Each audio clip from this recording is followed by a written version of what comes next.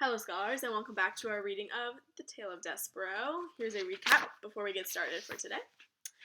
So, Roscuro and Meg have kidnapped the princess. She is currently in the dungeon. Despereaux knows what Roscuro's plan is, so he goes to tell the king, but the king does not believe him because he is a mouse, because mice are too similar to rats. They're rodents.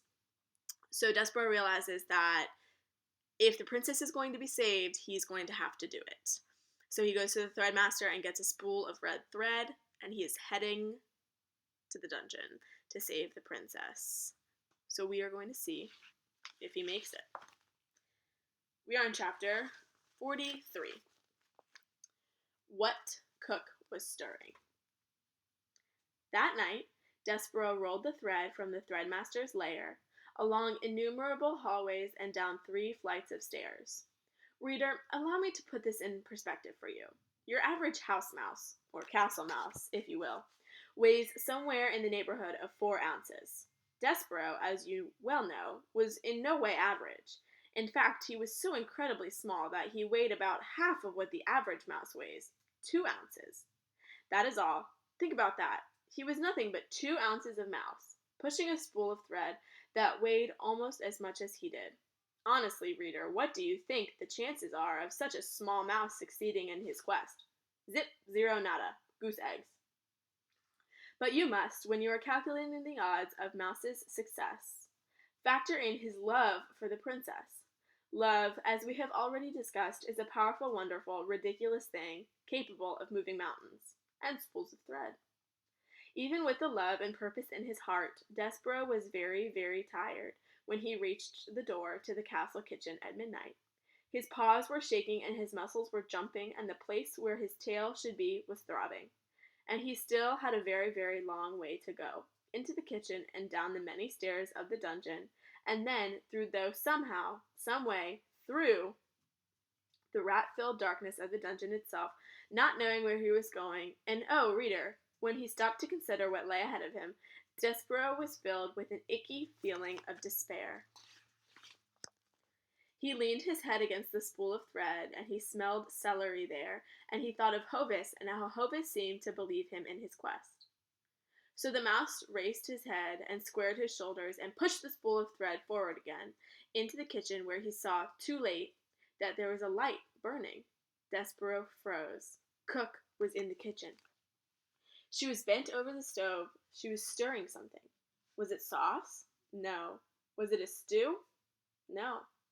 What Cook was stirring was soup. Soup, reader! In the king's own very castle. Against the king's law, right under the king's very nose, Cook was making soup. As the mouse looked on, Cook put her face into the steam rising from the pot and took a deep breath. She smiled a beatific smile, and the steam rose around her and caught the light of the candle and made a halo over her head. Despereaux knew how Cook felt about mice in her kitchen. He remembered quite clearly her instructions to Meg regarding himself. Kill him. The only good mouse is a dead mouse. But he had to go through Cook's kitchen to get to the dungeon door, and he had no time to waste. Soon daylight would dawn, and the whole castle would be awake, and a mouse would have no chance at all of pushing a spool of thread across the floor without attracting a great deal of attention. He would have to sneak past the mouse-hating Cook now. And so, screwing his courage into the sticking place, Despereaux leaned against the spool of thread and set it rolling across the floor. Cook turned from the stove, a dripping spoon in her hand, and a frightened look on her face, and shouted, "Who's there?" Chapter 44.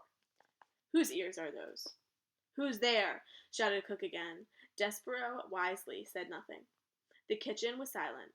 "Humph," said Cook. "Nothing. It's nothing at all. Just my nervous Nelly ears playing a trick on me." "You're an old fool," she said to herself as she turned back to the stove. "You're just an old fool afraid of being caught making soup."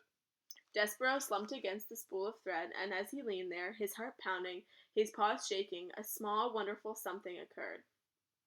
A midnight breeze entered the kitchen and danced over the stove and picked up the scent of the soup, and then swirled across the floor and delivered the smell right directly to the mouse's nose. Despereaux put his head up in the air. He sniffed. He sniffed some more. He had never in his life smelled anything so lovely, so inspiring.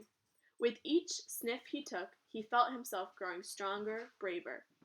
Cook leaned in close to the kettle and put the spoon in and took the spoon out and blew upon the spoon and then brought it to her lips and sipped and swallowed. She said. Huh. She took another sip. Missing something, she said. More salt, maybe.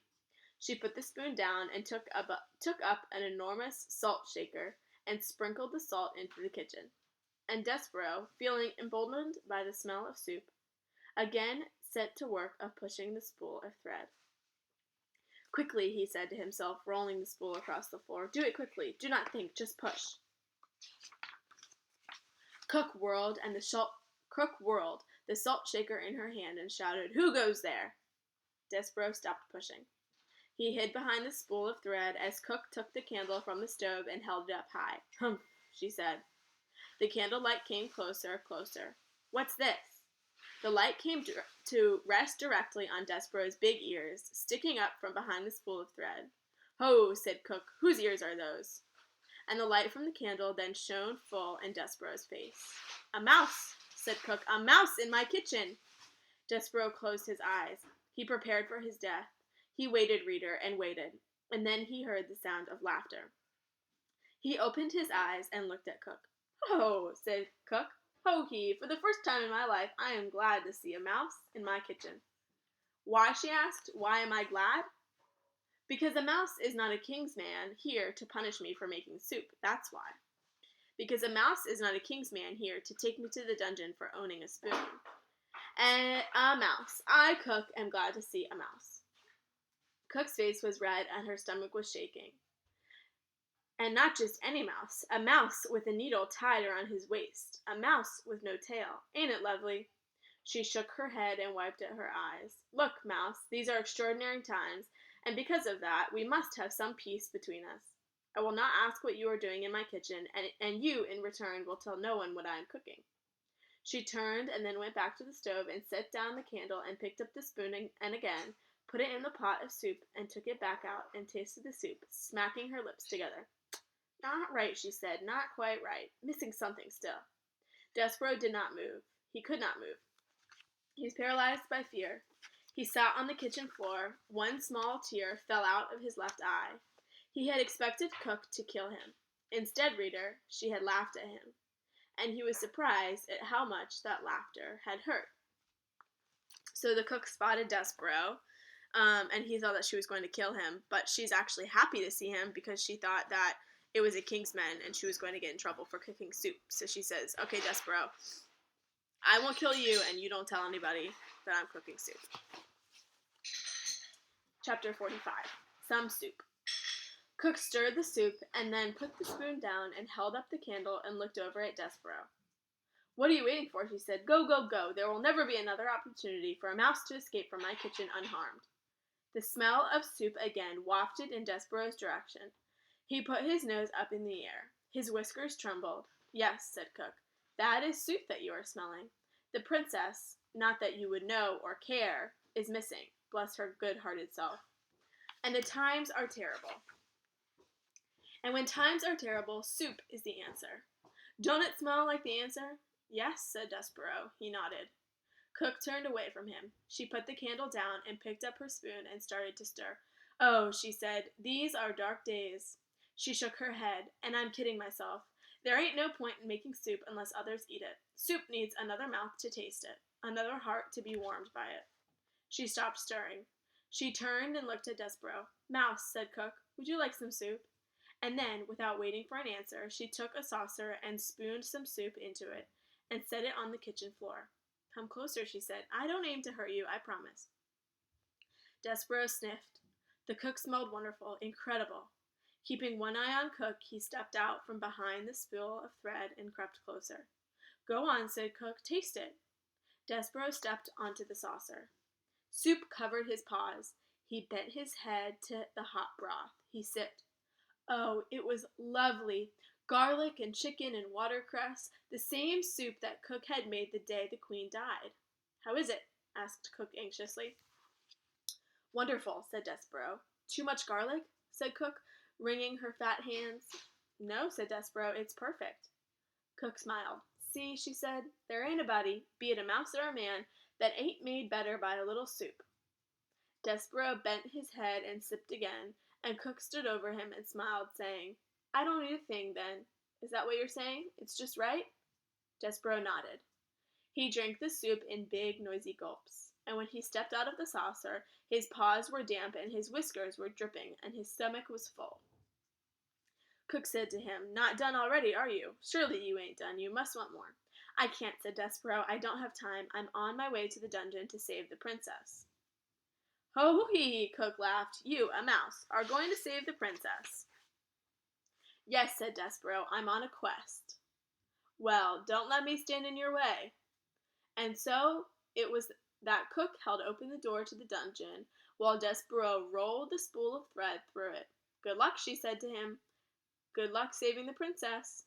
She closed the door behind her, and then leaned against it and shook her head. And if that ain't an indicator of what a strange days these are, she said to herself, then I don't know what is. Me, Cook, feeding a mouse soup, and then wishing him good luck in saving the princess. Oh my, strange days indeed. Here's Despereaux drinking the soup. Okay, 2 questions for today. 1, how does Cook react when she sees Despereaux? And 2, why does the cook make soup? And what does she say about soup? So either talk about these questions with somebody who's listening with you, or write them down and send them to your teacher. Okay, let's go over them. So 1, how does Cook react when she sees Despereaux? Well, we as the reader think that she's going to kill him because that's what she told Mig to do last time he was in the kitchen. But she doesn't. She's actually happy to see him because he is not there to tell her that she can't make soup. And so then she gives him some soup. And then number 2, why does Cook choose to make soup? What does she say about soup? Well, if we go back into the text, she says that soup is good for everyone. She says, there ain't a body, be it a mouse or a man, that ain't made better by a little soup. So she says that soup is good for everybody, and it makes people feel better. So that's why she's making soup, because it's such a strange time, and she's so sad that the princess is missing, that she wants to make soup to make it a little bit better. All right, that was today's reading. I hope you enjoyed. See you next time.